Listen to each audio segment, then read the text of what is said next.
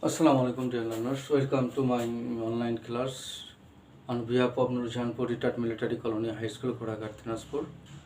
Dear learners, today I am going to talk about verb and making sentence using verb. Learners, আমরা জানি যে verb ইংরেজি বাক্যের গুরুত্বপূর্ণ একটি অংশ। ভার্ব ছাড়া কোনো সেন্টেন্স হবে না। ভার্বকে অবশ্যই ব্যবহার করতে হবে, ব্যবহার করা শিখতে হবে।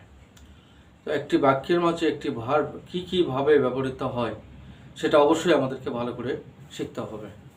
তা আমরা দেখি যে ভার্বের সংজ্ঞাটি আগে বোঝার চেষ্টা করি।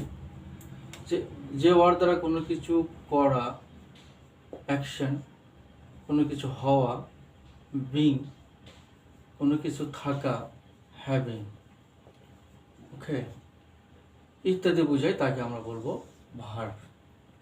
এই ভার্বকে আমরা বাক্যের মাঝে দুইভাবে ব্যবহার করি।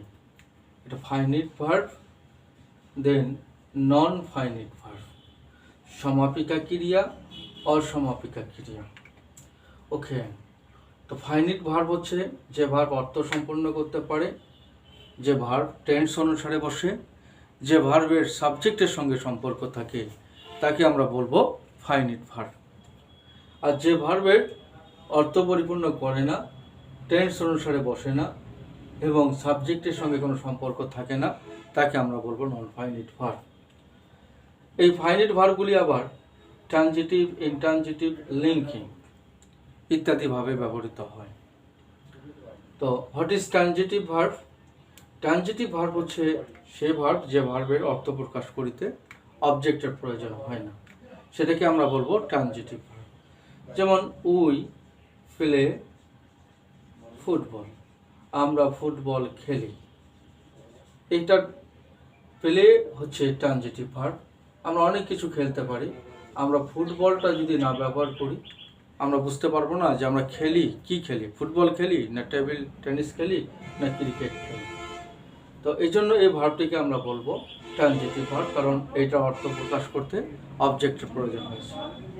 তারপরে ইনট্রানজিটিভ ভার্ব, আই স্লিপ, আমি ঘুমাই। এই ভার্বের পরে কোনো অবজেক্টের প্রয়োজন পড়ে না। উই রান, আমরা দৌড়াই। We subject, run verb, I subject, sleep verb. তো এই ভার্বের পরে কোনো অবজেক্টের প্রয়োজন পড়ে না। Then linking verb. Dear learners, অনেকেরই কনফিউশন আছে যে লিঙ্কিং ভার্বটা কী। লিঙ্কিং ভার্ব হচ্ছে এমন এক ধরনের ভার্ব যেটা সাবজেক্ট এবং কমপ্লিমেন্টের মাঝে সম্পর্ক স্থাপন করে।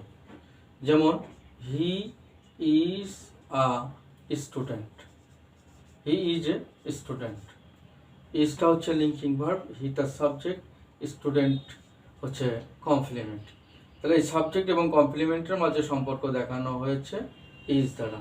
এরকম am, is, are, was, were, turn, grow, feel, become ইত্যাদি এগুলো লিঙ্কিং ভার্ব হিসেবে ব্যবহৃত হয়। তো এগুলি যখন সম্পর্ক স্থাপন করবে সাবজেক্ট এবং কমপ্লিমেন্টের মাঝে, তখন সেটাকে আমরা বলবো লিঙ্কিং ভার্ব। আর ডিয়ার লার্নার্স, আমাদের এটা মনে রাখতে হবে যে আমরা কিন্তু ভার্বের পরে যেটাই থাকে সেটাকে আমরা অবজেক্ট বলার চেষ্টা করি। আসলে অবজেক্ট থাকবে শুধুমাত্র ট্রানজিটিভ ভার্বের পরে। ওকে, যেমন এখানে স্লিপ, এটা ইনট্রানজিটিভ ভার্ব, এর পরে অবজেক্ট নাই, যেটা থাকবে সেটা অ্যাডভার্বিয়াল। উই রান, আমরা দৌড়াই, we run in the field. In the ফিল্ডটা অবজেক্ট বলা যাবে না, এটাকে অ্যাডভার্বিয়াল বলতে হবে। যেমন হি ইজ এ স্টুডেন্ট, সে হয় একজন ছাত্র, এখানে স্টুডেন্টটা complement. Okay, he is tired, সে হয় ক্লান্ত। ওকে, এটা complement, not object. Then dear learners, think about non finite verb. আমি আগে বলেছি অসমাপিকা ক্রিয়া, যেটা অর্থ প্রকাশ করতে পারবে না, সম্পূর্ণ অর্থ প্রকাশ করতে পারবে না, কিছু অর্থ প্রকাশ করবে এবং এটা সাবজেক্টের সঙ্গে বা টেন্সের সঙ্গে কোনো সম্পর্ক থাকবে না, এটা টেন্সের ফর্মুলা ছাড়াই ব্যবহৃত হবে।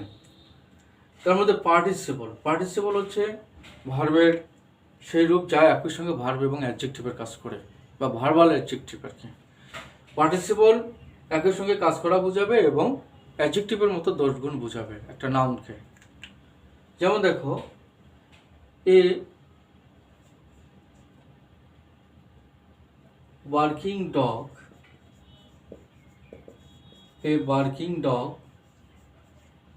seldom bites, seldom bites, a barking dog seldom bites. এখানে দেখো দুইটা ভার্ব আছে, বার্ক একটা ভার্ব, বাইটস একটা ভার্ব, কিন্তু এই বার্কিংটা হচ্ছে পার্টিসিপল, কারণ এটা অ্যাডজেক্টিভের মতো ডগকে মডিফাই করে আছে। ডগটা নাউন সম্পর্কে তথ্য দিচ্ছে, অর্থাৎ এই ডগের অবস্থানটা বোঝাচ্ছে, কি অবস্থা, ঘেউ ঘেউ করা। এরকম আমরা বলতে পারি I saw a flying bird in the sky. Let the sleeping child sleep. A rolling stone gathered no moss. Okay, dear learners. A participle, present participle, past participle, perfect participle. আমি পরবর্তীতে পার্টিসিপলের ক্লাসে একটা আলোচনা করব। তো আমাদের আপাতত জাস্ট কনসেপশনটা রাখতে হবে যে নন ফাইনাইট ভার্বের একটি গ্রুপ হচ্ছে পার্টিসিপল, যেটা ভার্বের মধ্যে অ্যাডজেক্টিভের মতো কাজ করে কোনো নাউন বা প্রোনাউনকে মডিফাই করার জন্য, নাউন বা প্রোনাউন সম্পর্কে অতিরিক্ত তথ্য দেওয়ার জন্য। যেমন it is a broken chair, broken chair, এটা একটি ভাঙ্গা চেয়ার, ব্রোকেনটা past participle. Okay dear learners, gerund, জিরান্টও এক ধরনের ভার্ব, এটা ভার্ব প্লাস নাউনের কাজ করবে, ভার্ব প্লাস নাউন। এটা ভার্বের সঙ্গে আইএনজি যুক্ত হবে, ভার্বের সঙ্গে ইং দ্যাট ইজ আইএনজি যুক্ত হবে, এবং এটা একই সঙ্গে ভার্বেরও কাজ করবে এবং নাউনেরও কাজ করবে। এটা নাউনের মতো সাবজেক্ট, অবজেক্ট, কমপ্লিমেন্ট, প্রিপোজিশনের অবজেক্ট, অ্যাপোজিশন প্রভৃতি হিসেবে ব্যবহৃত হবে। তো dear learners, today I am going to give an example.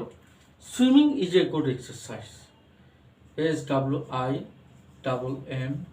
SWIMMING, swimming is a good exercise,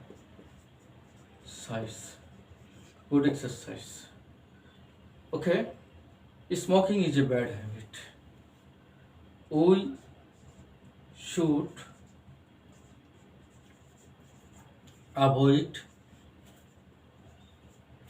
we should avoid talking, আমাদের কথা বলা পরিহার করা উচিত ইন দ্য ক্লাসের মধ্যে। We should avoid talking in the class, we should avoid smoking in the class, we enjoy swimming in the pond, we enjoy swimming, we enjoy listening, we enjoy dancing, etcetera etcetera, we enjoy reading ইত্যাদি। দেন infinitive, infinitive non finite ভার্বের একটি অংশ। এটা ভার্বের পূর্বে two plus verb আমাদের মনে রাখতে হবে, এই টু প্লাস ভার্ব দ্বারা ইনফিনিটিভ গঠিত হবে, এবং এটা নাউন, অ্যাডজেক্টিভ এবং অ্যাডভার্বের মতো কাজ করবে। ওকে, এটা নাউনের কাজ করতে পারে, সাবজেক্ট, অবজেক্ট, কমপ্লিমেন্ট।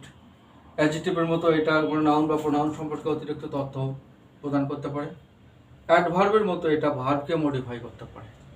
ওকে, তো অ্যাডভার্ব, তো to swim is a good exercise. আমরা একটা এক্সাম্পল দেখি। টুটা হচ্ছে ইনফিনিটিভ টু, সুইমটা হচ্ছে ভার্বের present form, base form. To swim is a good, to swim is a good exercise, CISC বা সি আমরা দিতে পারি আর কি, একটু ডিফারেন্স আছে।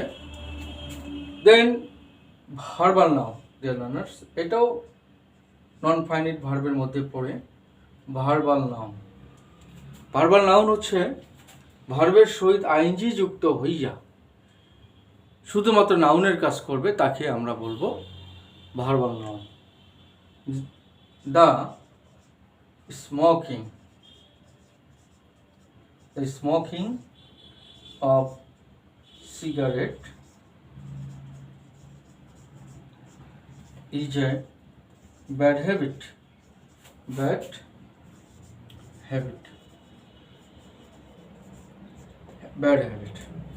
the smoking of cigarette, এ পর্যন্ত এটা হলো একটা নাউন, সাবজেক্ট হিসেবে ব্যবহৃত হচ্ছে, ইজটা হচ্ছে ভার্ব।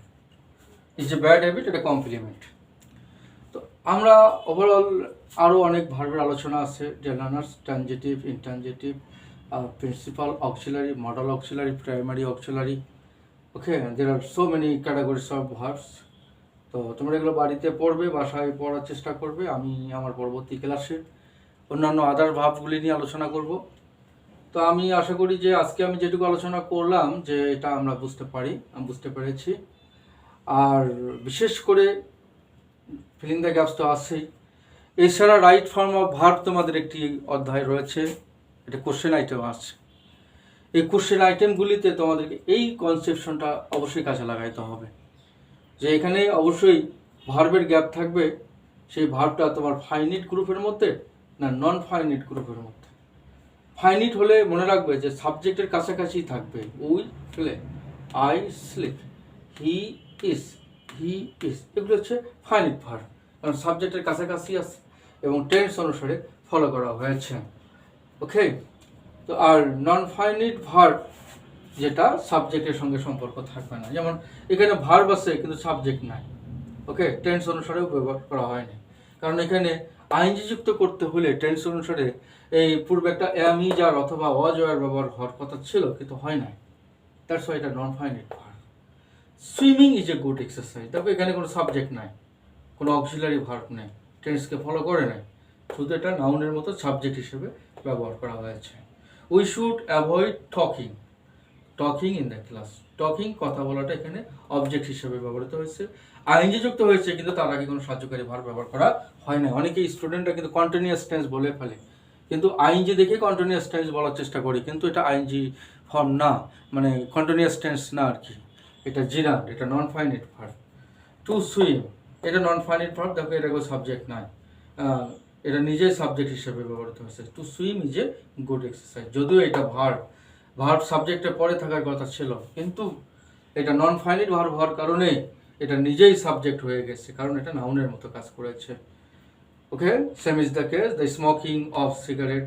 দেখো ভার্বাল নাউন যদি হয় তাহলে ভার্বের সহিত আইনজি যুক্ত হবে এবং তার আগে দি এবং পরে অফ থাকবে। তো that's all for today dear learners, আজকে এ পর্যন্তই থাক। নেক্সট ক্লাসে আমি আলোচনা করার চেষ্টা করব আমার অন্যান্য বিষয় নিয়ে। তো থ্যাংক ইউ ভেরি মাচ। আর আমি আশা করি এটুকু আলোচনা দিয়ে যদি তোমাদের সামান্যতম উপকার আমি করতে পারি তো আমি নিজেকে ধন্য মনে করব। আর তোমাদের যদি কোনো বিষয়ে যদি কোনো কিছু জানার বা বলার থাকে বা কোনো পরামর্শ থাকে তোমরা অবশ্যই কমেন্ট বক্সে দেবে, আমি সেটা পড়ে সেইভাবে কাজ করার চেষ্টা করব। ওকে, থ্যাংক ইউ ভেরি মাচ। আল্লাহ হাফিজ, আসসালামু আলাইকুম।